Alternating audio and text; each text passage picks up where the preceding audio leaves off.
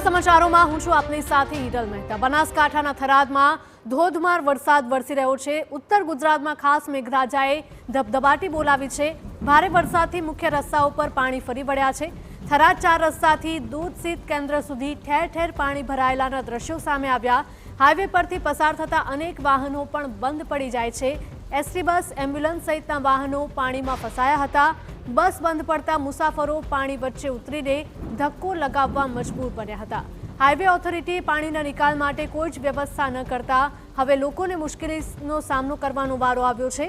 તંત્રની બેદરકારીના કારણે વાહન ચાલકો હાલાકી વેઠવા માટે મજબૂર બન્યા છે। સમગ્ર હાઈવે પાણીમાં ગરકાવ થતા વાહનો બંધ પડી ગયા હતા, જેથી વાહન ચાલકો મુશ્કેલીમાં મુકાયા છે। વરસાદી પાણીનો કોઈ જ નિકાલ ન થતા લોકોને હાલાકી વેઠવાનો વારો આવી રહ્યો છે।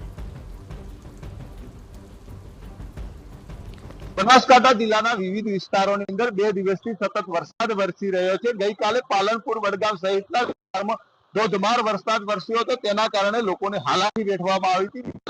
દિવસે આપ દ્રશ્યોમાં જોઈ શકો છો, થરાદની અંદર જે ધોધમાર વરસાદ સવારથી પડી રહ્યો છે।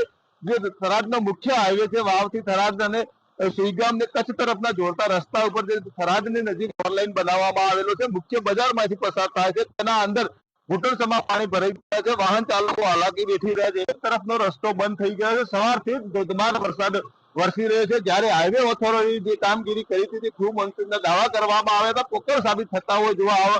જે વાહન ચાલકો છે, તે વાહન ચાલકો જીવના જોખમે પાણીમાંથી પસાર થઈ રહ્યા, પોતાના વાહનો પણ બંધ થાય તેવી હાલતમાં હોય છે અને અનેક વાહન ચાલકો પરેશાન થયા છે। જેને લઈને અનેક વખત રજૂઆત કરવામાં આવી, તેમ છતાં પણ વાહન ચાલકો જીવના જોખમે પાણીમાંથી પસાર થઈ રહ્યા છે। અનેક વાહનો પાણીની અંદર બંધ થઈ ગયા છે। અનેક વાહન ચાલકો પરેશાન છે। રસ્તો જે અવર જવર માટેનો વાહનો છે, તેના કારણે અન્ય કોઈ વિકલ્પ ન હોવાના કારણે પાણીથી વાહન ચાલકો પસાર થઈ રહ્યા છે અને થરાદની અંદર સવારથી ધોધમાર વરસાદ પડ્યો છે, તેને લઈને વાહન ચાલકો હાલાકી વેઠી રહ્યા છે। દિનેશ ઠાકોર, TV9 બનાસકાંઠા।